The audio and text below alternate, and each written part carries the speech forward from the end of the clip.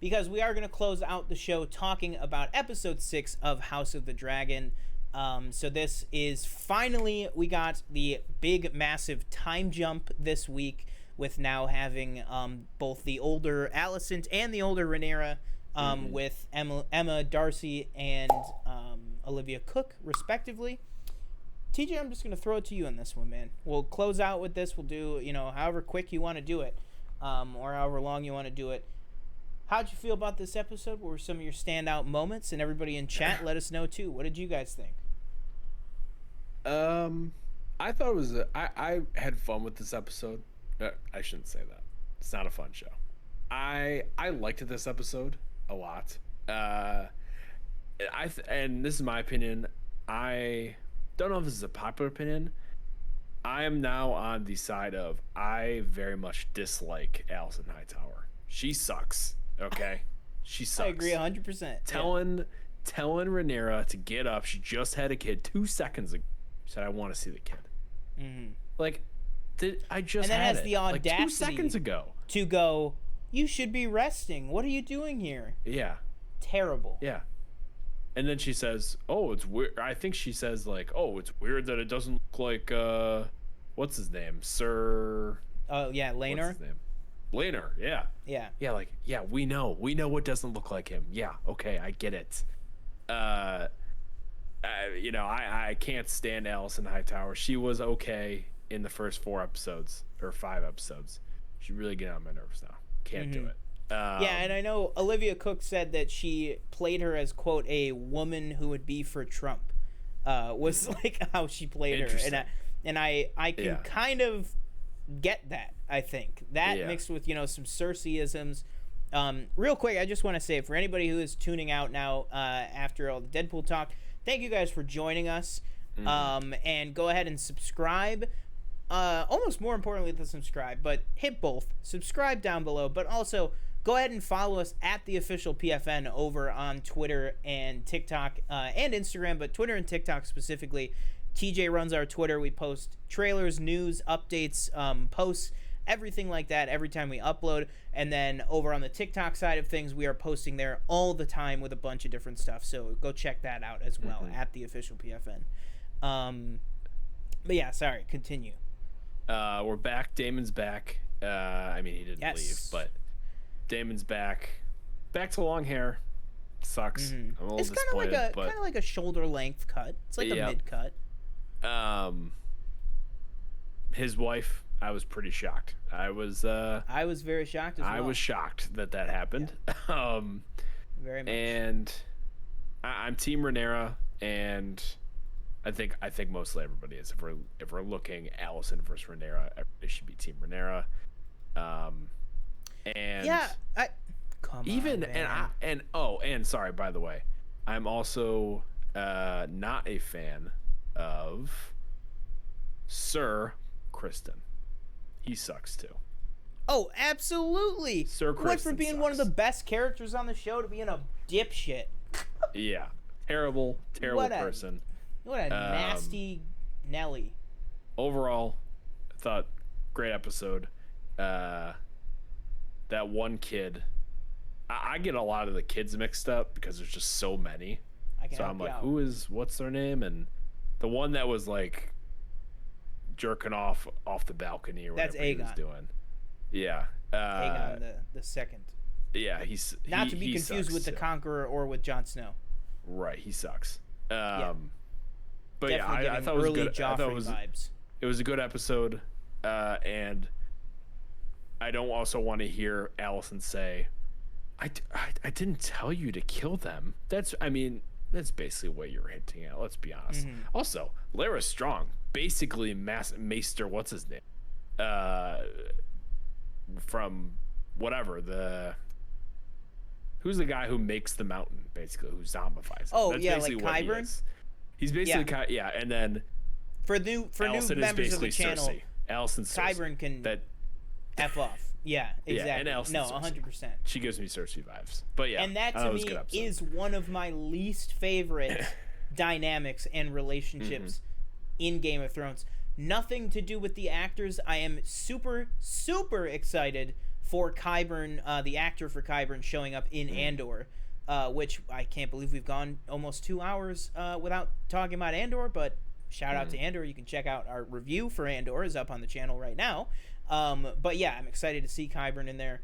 And again, the actor that's playing Laris Strong in this is doing a great job. I love the character of Laris Strong, but I hate Laris Strong.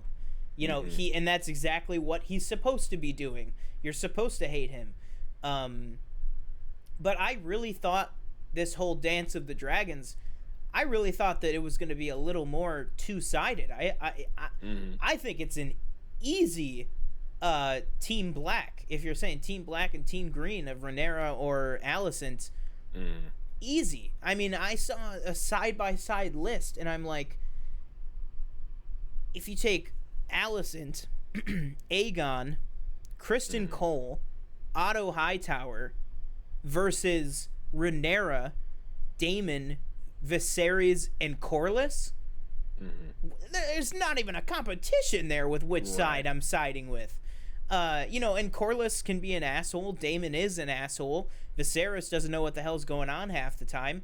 But I would still side with that team because of Rhaenyra. She is a good, mostly good person who, you know, just like everybody in Westeros, is just kind of getting screwed by the system and everything. I don't think that's any reason to think that she would murder a child, which seems to be everything that Alicent is worried about, because that's what her father said.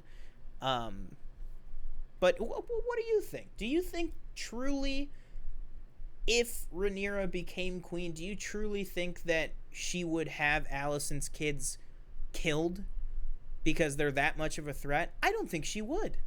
I don't think Rhaenyra would do that at all. I don't think she has the guts. I don't think she has the... Well, sorry. I don't think she would care. Here. Rhaenyra, no, I don't think she would care. Alicent is just like... She's still playing... You know, she's talking about how...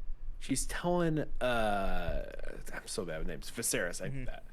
Viserys, she's like, oh, you know, they have your ear, you know. They can't be a good hand. It's like...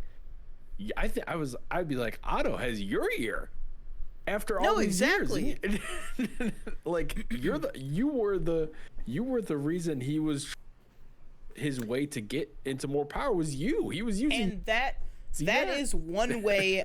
One thing that Laris did remind me of Littlefinger is, you know, even Littlefinger kind of throws it back to people every now and again, and Laris saying the whole like, well, okay, yeah, maybe my dad is a compromised hand, but are you really trying to say that Otto would be any better? Exactly. Like, and she was like, he'd be partial to me. It's like, what? Exactly. She was like, I need someone in my corner. Why? Just get along with her. You know what I mean? And I'm not... neither of us are criticizing the show for this. This is just... the characters are so rich, and we're so invested in these characters already. It's just like, Alicent, just get your shit together and be nice with Rhaenyra. Who cares if her... Also, I saw this great point. Who cares if her kids are bastards? Who cares if they aren't Laenors? They're still Targaryens. It's not like Joffrey and Tommen, who weren't Baratheons. You know what I mean? Like, they were not even related to Robert. Rhaenyra is the queen. She is the heir. Her kids, last time I checked, her kids came out of her. You know what I mean? It's not like it's Laenor and some other woman's kids. Even Rhaenyra, like, she tried to break bad, too. As much as she didn't want to, she offered, you know, that marriage and that thing. She and Elsa and Viserys was so happy. And Viserys was so like, happy. She's trying. She's like, no. Over my dead body, she said. Yeah, over my dead body. Oh my God. I'm cold in the ground. Yeah. Jesus Christ. But let's talk about the man himself a little bit here, Mr. Decrepit King. With Viserys. He's dying and he's dying, man. He's got his arm's gone. Last week his arm was not looking good. This week doesn't even exist. Man, I saw this. I'll send it to you after this show, but I saw like the saddest TikTok I've ever seen, and it was about Viserys. But yeah, I mean, Paddy Considine just keeps being this incredible force on this show. He really is turning out to be kind of the Sean Bean, the Ned Stark, because I keep going to myself, Viserys can't die. He is the driving force of this show. He started as the main character of the show. And then I got to remember to myself, so did Ned Stark. The whole show was marketed around Sean Bean. He was the main character. And then he loses it. Spoiler alert for either 20 years ago for the book or 10 years ago for the show. He dies before the first season's even over. And so I got to remember what universe I'm in. And I'm like, I love Viserys, but I can't get too attached. I know he's not going to make it. I mean, I know certain things about other characters that are even younger than him, that don't make it. There's a lot of shit that's going to go down in this series. But yeah, I mean, that does not change the fact that this guy Viserys is struggling big time. And again, I think it just shows Paddy Considine is just so good in this. And really, the hair and makeup department on this show is just doing an incredible job. At first, it was very, kind of slight with him, with the thinning hair, kind of receding hairline, getting a little bit heavier. Now, he just seems very, a lot heavier than he was before. No arm, almost no hair. He looks 90, and he's only supposed to be in his early 40s, which is, or maybe let's give it the benefit of the doubt and say in his 40s. But he's not supposed to be a very old man at this point. Because in the beginning of the series, Rhaenyra's 14, 15, so he's only, about 20 years older than that. He's supposed to be in his 30s. It could throw you off with the white hair sometimes, but you think of Daemon hasn't aged a day. Nope. And that's just his younger brother of only a few years. But yeah, man, I don't know. What else do you want to talk about with this? I feel like there's just so much. I think that we got just to talk about about the end. Yeah, go for it. I for one was shocked. And I really, Daemon was standing there. He was thinking, he was thinking. He in this episode, he didn't seem like he was a terrible person, but at the end, he still, do you think you think he was going to? Do you think he would have had them cut her open to get the child, or no? Because I feel like it's not really. Don't think he would have. It's not really because she knew it was coming, it seemed like, so that's why she and the way it was, I wasn't really a fan of it just cutting and she's outside. I would have liked if it showed me how she got outside. That was kind of weird to me, but for me it was kind of, she knew what was going to happen and she thought to herself, I'm not going out like this. Yeah, and she says earlier in the episode, I want to die a dragon rider's death. I think it's going to have... I think it's no mistake that Laena Velaryon has just died. And Laenor and Rhaena and the whole family are finally making the move. They are leaving King's Landing because Alicent is just too much for them.